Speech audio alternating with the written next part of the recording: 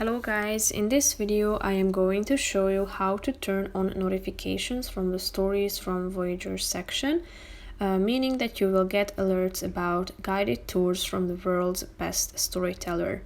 But first I just want to mention, don't forget to subscribe to my channel, because at 10,000 subscribers I am going to show you my whole YouTube revenue statistics and growth strategy, how to make money online. So let's jump into it. First of all, open the application on your phone. Then you should tap on the settings icon in the upper left corner of the screen.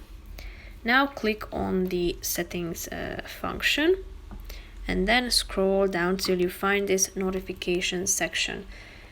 If you want to get alerts about the guided tours, tap on the stories from Voyager button. And then, as you can see, the notifications for Google Earth are disabled in your device settings, so you need to open your settings and allow Google Earth to access your notifications by clicking on the notifications button and then turning on notifications by clicking on the allow notifications button.